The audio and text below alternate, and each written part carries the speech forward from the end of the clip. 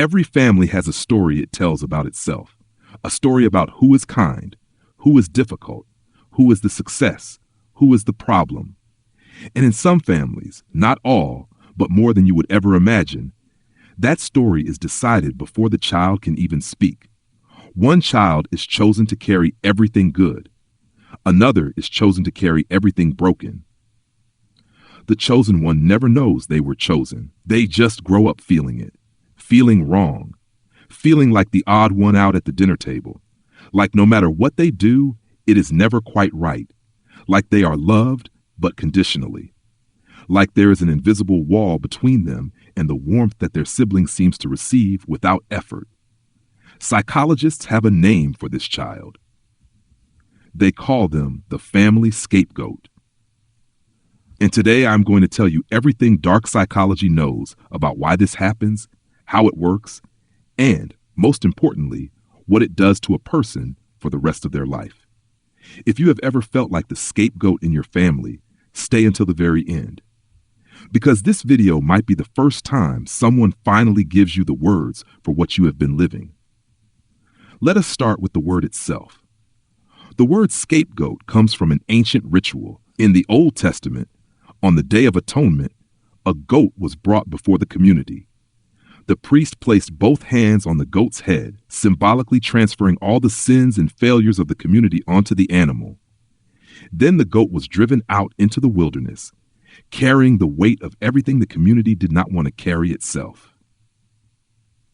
Now replace the goat with a child, and replace the community with a family.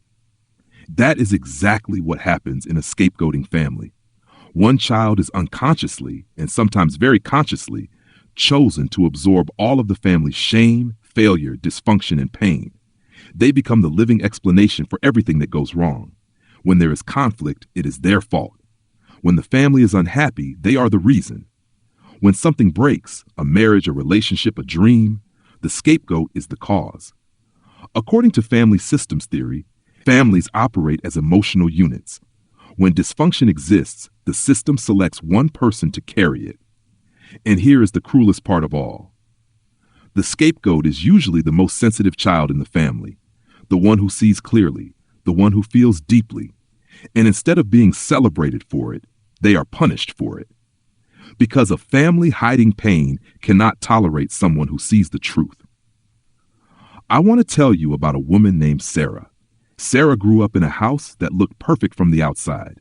2 parents, 2 children, a nice neighborhood, family dinners, smiles and photos. Her brother Daniel was everything the family admired. Kind, responsible, smart, their father's pride. And Sarah?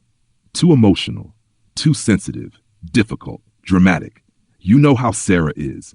She was 8 years old when she first heard those words. She was standing just a few feet away. In that moment, she learned something that would shape her entire life.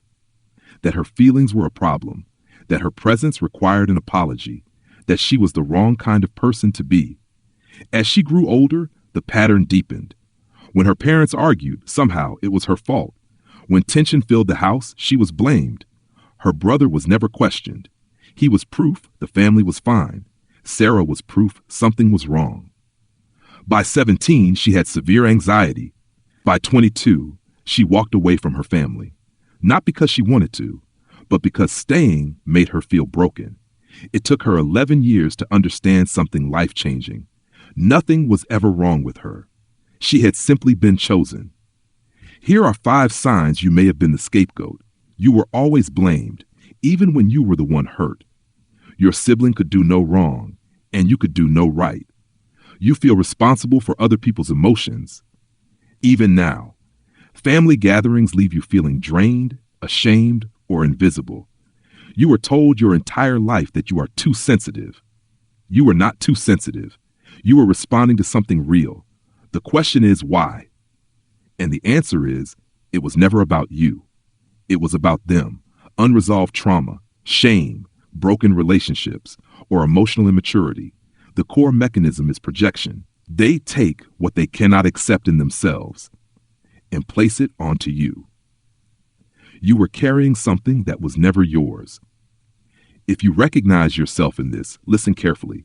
Healing begins with three things: naming it, separating their story from your identity, and grieving what you never received. You were never the problem. You were the truth in a system that could not face itself. Did you recognize yourself in this video? Tell me in the comments. And next week, we explore the other side, the golden child, because their story is just as dark